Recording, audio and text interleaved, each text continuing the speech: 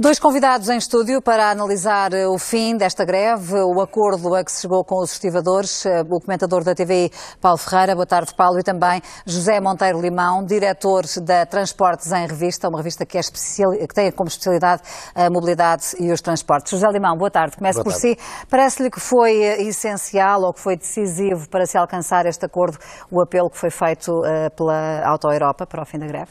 Eu não sei se foi um apelo, se foi mais um ultimato e um cartão quase vermelho, porque ao não exportar todas aquelas viaturas que sabemos que estão ou no aeroporto do Montijo ou no parque do Porto de Setúbal, ao não exportar, iria trazer graves consequências, não só na paragem da fábrica ad eterno, enfim, por um tempo indefinido, mas também, por outro lado, tinha a ver com as nossas exportações e o atingir de índices económicos que não eram atingidos, porque a Auto Europa tem um peso extremamente importante naquilo que é a prestação económica do nosso país. Ou seja, esta greve chegou a um ponto em que se tornou insuportável para a economia portuguesa, não era possível arrastar esta situação durante muito mais tempo por causa das consequências económicas que teria. Sim, certamente. E não é só a Auto Europa, é a face mais visível e a mais importante, mas há todo um tecido industrial, não só na zona de Setúbal, na península de Setúbal, mas por todo o país, que estava impedido ou de receber matéria-prima para transformar ou para exportar vendas. Lembro-me que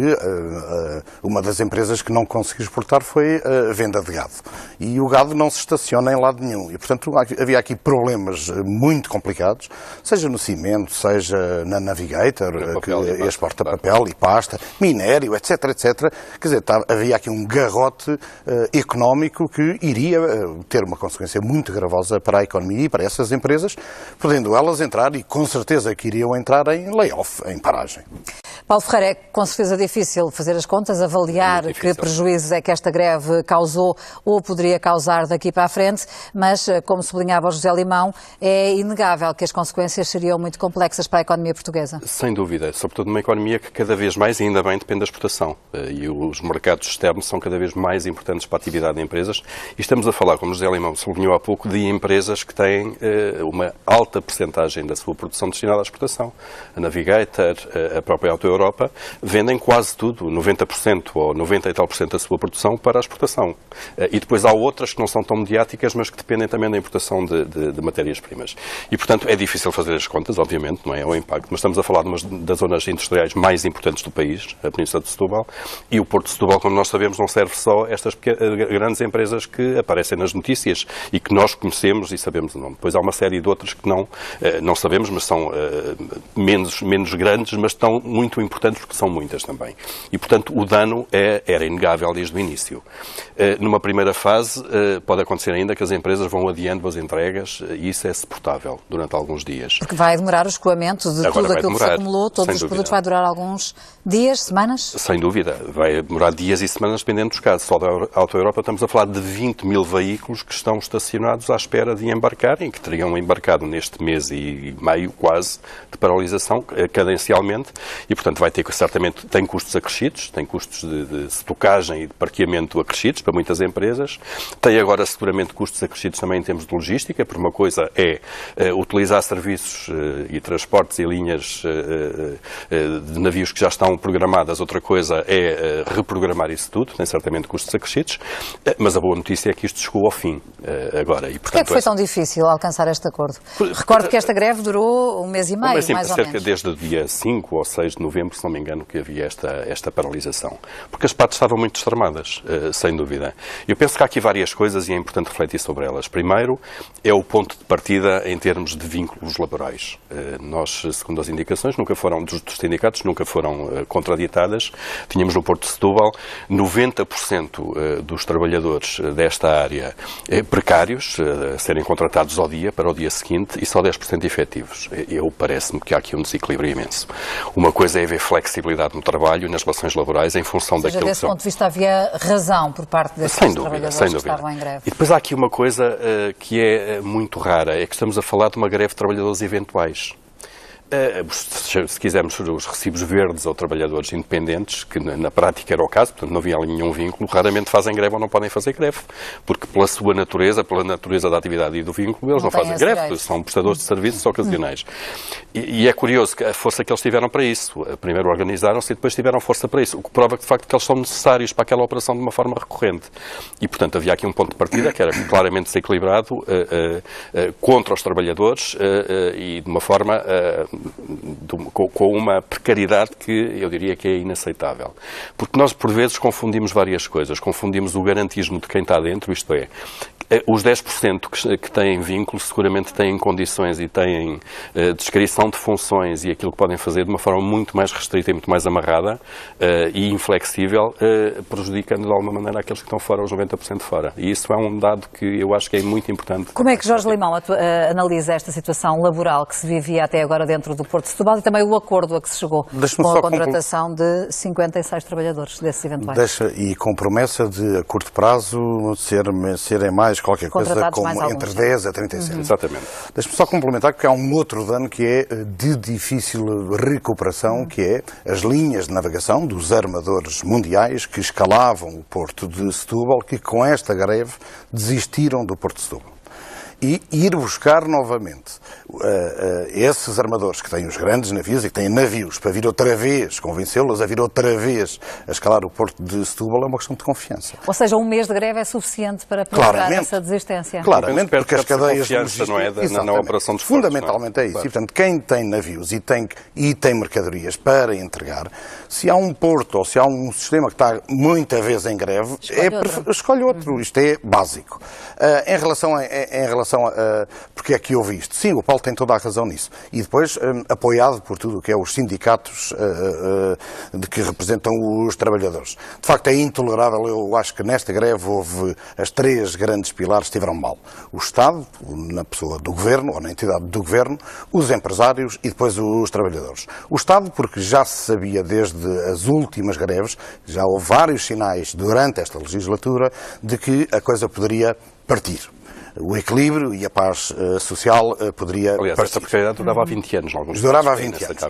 É de lembrar que a anterior legislatura, a lei do trabalho portuário em vigor foi votada, foi concertada com o apoio do Partido Socialista, PSD e PS. E CDS, digo. E, portanto, havia uma estabilidade nesta lei, que está em vigor. A lei foi claramente aplicada e prevê que haja trabalho eventual, trabalhadores eventuais. Mas trabalhadores eventuais não nesta escala, para picos de mercadorias que cheguem ou que partam e que seja necessário um reforço de trabalho suplementar para assegurar essa mercadoria. Está aqui em causa mas uma esmagadora maioria de isso não faz qualquer sentido. Em situação precária. O Governo, sabendo destes sinais, não os soube ler, porque podia ter provocado e promovido uma adaptação da lei, um fine-tuning, se quisermos, à legislação, que de facto apresenta face à realidade alguns constrangimentos, nomeadamente o limite de horas extraordinárias não é suficiente e, portanto, tinha que ser aí afinado, mas também, por outro lado, diga-se, o Estado e o Governo também não acautelou outra coisa que é fundamental, que é a recolha de dados e informação, tanto das empresas de trabalho portuário, portanto, os empresários, quantos contratados, que movimentos, quantas horas, mas também não recolheu os dados e informações dos trabalhadores, da atividade dos trabalhadores. Isto é, sem estes 2 dados, há uma entidade, que é o regulador deste setor, que não pode pronunciar-se nem pode intervir, porque não tem dados. Isto é uma coisa fantástica.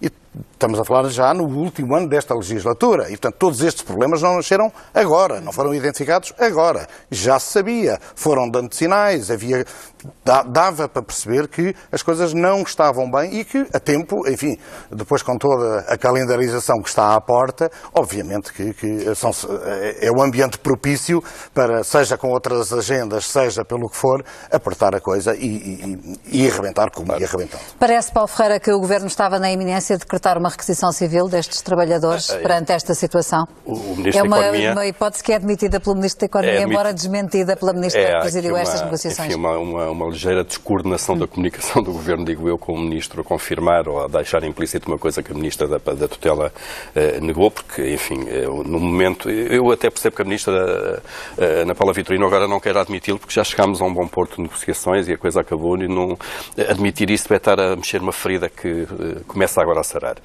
Mas parece que o Ministro da Economia também bem, portanto, porque o Governo tem que estudar todas as opções disponíveis quando há um impacto económico como este, que já falámos, desta natureza, não é? E parece-me que sim, que o Ministro da Economia confirmou que isso era um cenário que estaria a ser estudado, porque com as fábricas paradas, com este impacto económico e com os danos de médio e longo prazo que o José Limão referiu também, obviamente que um Governo responsável tem que estudar isso e tem que arranjar uma maneira de resolver o assunto. Há aqui um detalhe que não é um detalhe do qual ainda não falámos, é que este acordo é só para o Porto de Setúbal e mantêm-se outros trabalhadores em protesto noutros portos do país. José Limão, que consequências é que isso também pode ter para a economia portuguesa, para além do Porto de Setúbal? Sim, pode ter consequências altamente gravosas. Na minha opinião e na minha leitura, e sou um atento seguidor destas realidades, há tempos que se previa que isto poderia acontecer. O que está em cima da mesa, por parte dos sindicatos, é, numa primeira fase, e muito bem, a defesa dos precários, que de facto, que já aqui falámos, numa proporção desproporcionada, e aí tiveram muito bem, mas curiosamente, quando se achou, ou quando se encontrou um pré-acordo para resolver o problema dos trabalhadores e das famílias que estavam a deixar de ter rendimentos, os sindicatos vieram a terreiro dizer assim, não, nós continuamos com greve, porque isto é para, enquanto todo o sistema portuário nacional, outros portos, não tiver o mesmo esquema, o mesmo acordo, isto não funciona. Acontece que um dos sindicatos, talvez o mais preponderante em Lisboa e no Porto, tem pouca representação em Leixões e em Sines.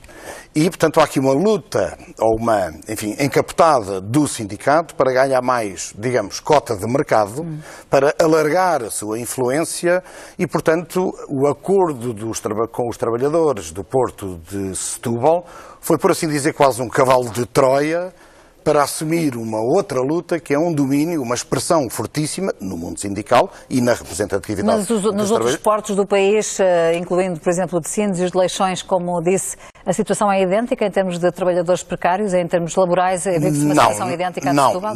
Não é idêntica, está mais equilibrada.